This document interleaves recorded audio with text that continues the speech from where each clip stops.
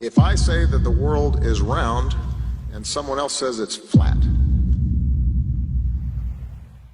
that's worth reporting.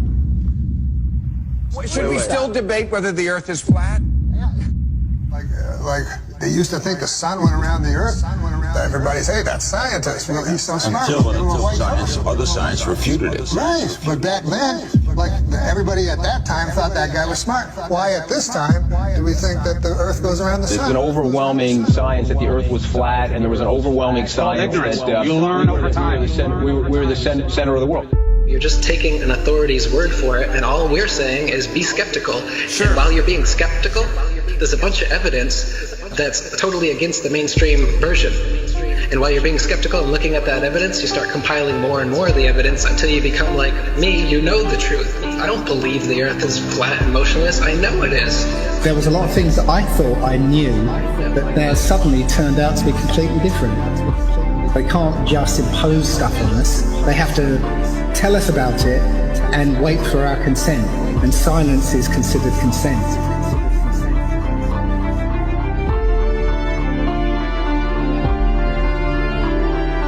If the sun was 93 million miles away, you wouldn't see that. We see in perspective. That is, the horizon is at our eye level.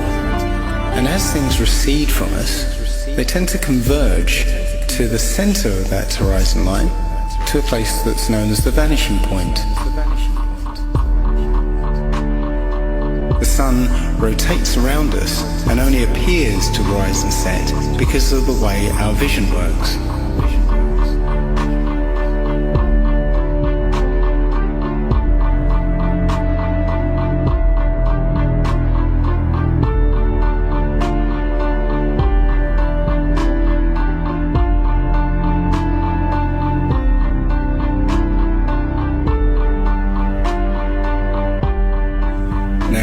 Try and watch the following video without the preconception that the sun rises and sets, but rather moves further away.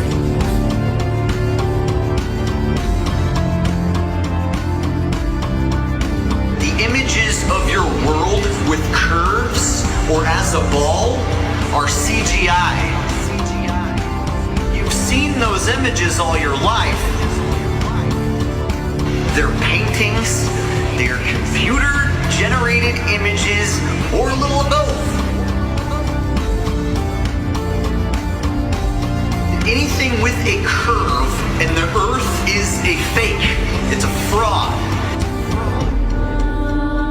You have never, with your naked eyes, ever seen the Earth as a ball from space. You never have.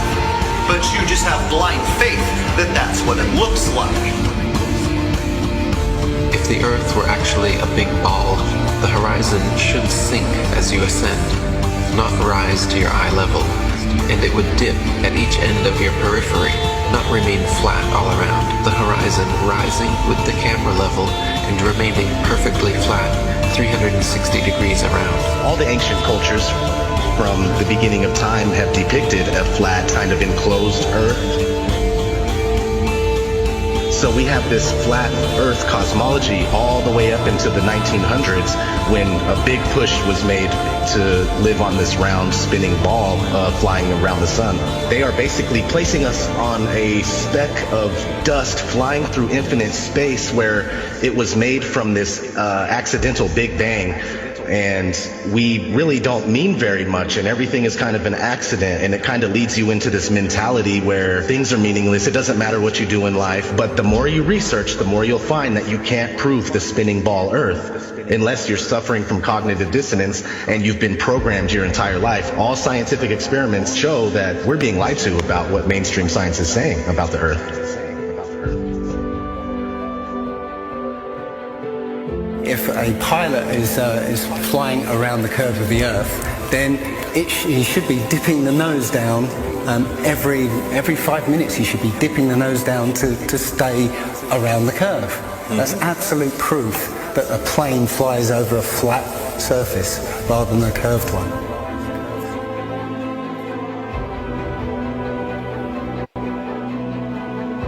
a lot of people have these laser thermometers. Now, you can actually measure the temperature of the moonlight next to the temperature of the shade of the moonlight, and you find the moonlight is colder than the shade opposite from the sun. So the moon's throwing out its own light. The scientific community have not told us this.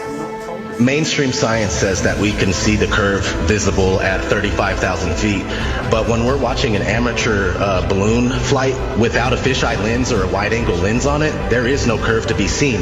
And basically, if we were living on a ball or a sphere of any sort, no matter how high you rise, you would have to look down to see the horizon. Yet when you take these cameras to 100,000 feet, the horizon is still at eye level. That's inconsistent with any kind of spherical shape whatsoever.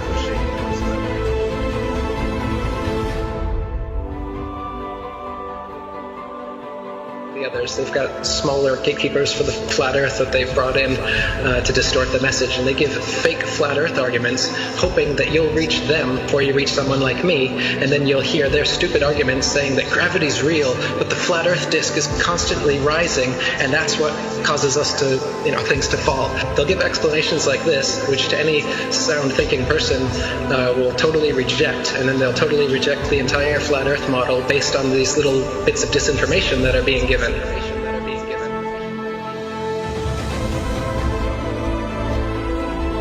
200 proofs Earth is not a spinning ball, and that's just 200. I came up with 200 because William Carpenter came up with 100 in the 1800s, and I wanted to double it. I could come up with 400 if you give me enough time and incentive. People are doing it right now. Scientists vote that the Earth is flat. Because of actual, observable, testable, repeatable, natural science that we can do ourselves. The kind of science, in quotes, that you're getting from these figureheads is not observable, testable, repeatable, natural science that you can do yourself. It's stuff that they claim that only they can do with a Hubble telescope. Only we can take images, CGI images of fake planets with our Hubble telescope. You can't. Condemnation without investigation is the height of ignorance. And I think that, Einstein was right about that. I don't believe in anything, but I do investigate everything. I don't just take things at face value or take somebody's word for it. I want to know for myself. And if I can't know for myself, then I will happily be in the place of not knowing. They need to have some authority figure telling them answers, and they're going to believe that, and that makes them feel safe. But me, I'm the opposite, where I like to be skeptical, and I think everybody would be better off if they did that instead of just believing some authority figure that tells you you're on a spinning ball that was exploded out of a big bang and you're a monkey man that evolved. It's ridiculous, and it's obvious why they're doing it. They want you to think you're a monkey, a purposeless accident that comes from nothing, while they steal $50 million of your tax money every day.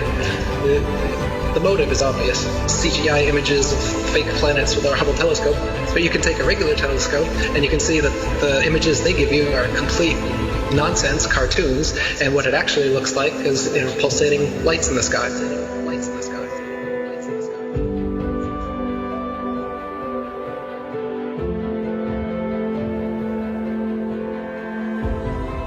Okay, that star is 700,000 light years away from that constellation. I was all into that. I was totally into it. I was super into anything space. Are you kidding? The Science Channel? Oh my God, you had me. You had me so good. With the CGI, with all those CGI DVDs. All those DVDs, BBC Nova, were floating in space, spinning around the sun, and the sun has got some gravitational pull on us, and we got the gravitational pull on the moon.